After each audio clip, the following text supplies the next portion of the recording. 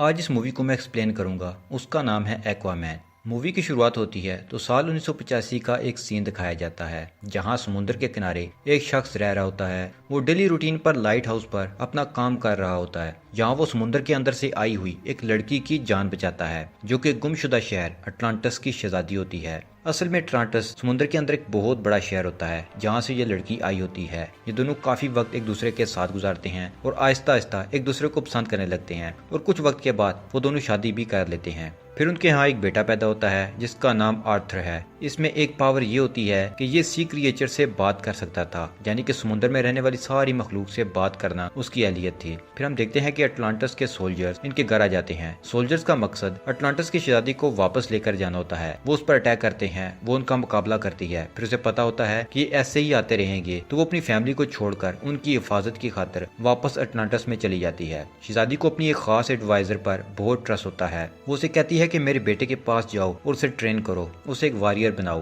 ताकि वो लड़ने के तमाम तरीके सीख सके, बिल्कुल हमारी तरह। वो आर्थर को कहता है कि तुम अटलांटिस आ जाओ, तुम फर्स्ट सन हो, तुम वहाँ के किंग बन सकते हो। तो आर्थर इनकार कर देता है। वो कहता है कि क्या उसकी माँ को सिर्फ इसलिए मारा गया कि उसने एक इंसान से प्यार किया था और मैं उनमें से हुआ एक हाफ ब्रीड बेटा हूँ। मेरे लिए ये वजह बिल्कुल फजूल है। मैं अटलांटिस बिल्कुल नहीं आऊंगा। अगले सीन में हम देखते हैं कि कुछ पायरेट्स रशियन सबमरीन को लूट रहे होते हैं। यहाँ पर आर्थर आकर उनको बचाता है।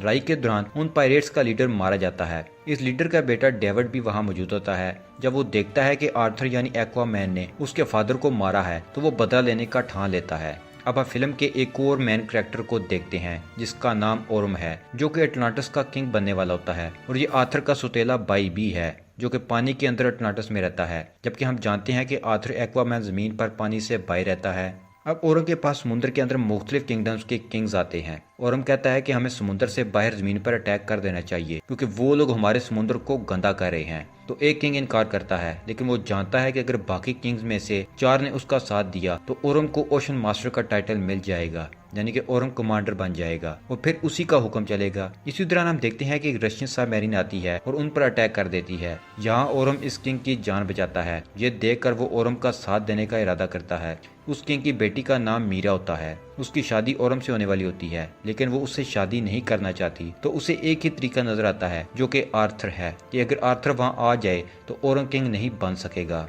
तो फिर वो अपर सरफेस यानी जमीन पर आती है और आर्थर से हेल्प मांगती है। वो उसे कहती है कि तू पानी में वापस आ जाओ, तुम बड़े बेटे हो तो तुम किंग बन सकते हो। लेकिन आर्थर नहीं मानता। लेकिन कुछ वक्त के बाद मीरा उसका ट्रस्ट जीत जाती है क्योंकि एक बहुत बड़ी लहर ओरम ने समुद्र की तरफ भेजी होती है। यहाँ पर मीरा आर्थर के फादर की जान बचाती है। आर्थर ये देखता है और मीरा की तरफ से उसका ट्रस्ट बन जाता है। फिर वो मीरा के साथ पानी में आ जाता है जहाँ आर्थर अपने टीचर से भी मिलता है जिसने उसे लड़ना सिखाया होता है। वो दोनों आर्थर को बताते हैं कि तुम्हें ट्राइडेंट को ढूंढना है। इस ट्राइडेंट में बहुत पावर है, जिसे वो मिल गया उसे बगैर पूछे किंग मान लिया जाएगा क्योंकि इस ट्राइडेंट के अलावा ओरम तुम्हें कभी किंग नहीं बनने देगा।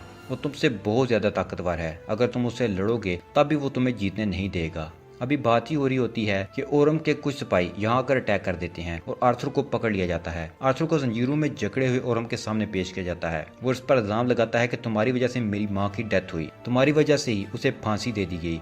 ओरम उसे कहता है कि मैं तुम्हें मौका देता हूँ, तुम पानी से चले जाओ और यहाँ कभी वापस न आना। आर्थर गुस्सा करता है और उसे मुकाबले का कहता है। जहाँ आर्थर और ओरम की फाइट शुरू हो जाती है, लेकिन ओरम का अपर हैंड होता है क्योंकि वो हमेशा से पानी में रह होता है और आर्थर को ओरम को पानी में हराना मुश्किल होता है। करीब था कि ओरम आर्थर को मार देता। वहाँ मीरा आ जाती है और उसकी जान बचा लेती है।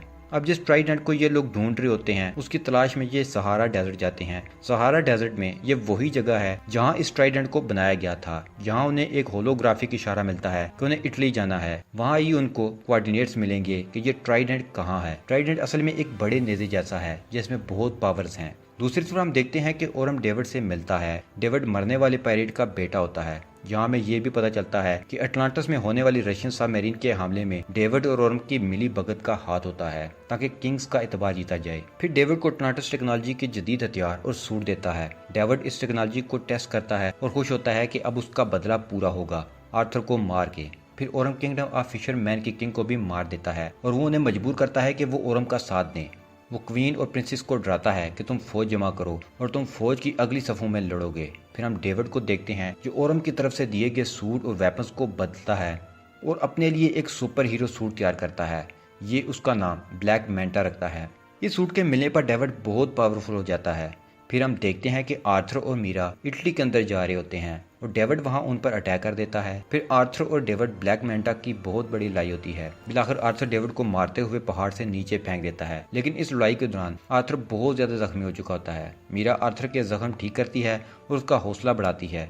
उसे कहती है कि तुम्हें किंग बनना है, तुम इतने कमजोर नहीं हो सकते, तुम्हें हिम्मत दिखानी होगी। और अब वो ट्राइडेंट की तलाश में निकल पड़ते हैं क्योंकि उन्हें कोऑर्डिनेटर्स मिल चुके होते हैं। सफर के दौरान ये मुख्तलिफ मॉन्स्टर्स का सामना करते हैं। उनसे बचते बचाते वो अर्थ के दरमियान वाले हिस्से में पहुंच जाते हैं, यानी ये पूरी अर्थ का सेंटर है। यहाँ पहली बार वो अपनी माँ को देखता है, यानी क्वीन एटलांटा को, जिसने खुद की कुर्बानी दी होती है इस ट्रेंच में आके, क्योंकि इस ट्रेंच में आने का मतलब है मौत, फांसी। लेकिन क्वीन एटलाना बच चुकी होती है, उसे कुछ नहीं हुआ होता और वो काफी अरसे से इस जगह पर सरवाइव कर रही होती है। अब ये तीनों आगे बढ़ते हैं ताकि आर्थर ट्राइडेंट हासिल कर सके। फिर आगे आर्थर अकेला जाता है, मीरा और एटलाना आगे नहीं जा सकती। आर्थर आगे बढ़ता है ट्राइडेंट की तलाश में, उसको वो नजर आ जाता है, लेकिन जब वो आगे बढ़ता है तो एक लेवियाथन उस पर अटैक कर देता है, क्योंकि ये ट्राइडेंट का कीपर होता है। ये जानवर सांप और ड्रैगन का मिक्सचर होता है और ये बहुत बड़ा होता है। वो कहता है कि उसे जो भी लेने आया वो उसका एल नहीं था, तो मैंने सबको मार दिया। आर्थर चूंकि समुद्री मखलूक से बात कर सकता था तो वो उससे बात करता है। लेवियाथन उससे पूछता है कि क्या तुम मुझे सुन सकते हो, क्योंकि इससे पहले मुझे कोई सुन नहीं सकता था।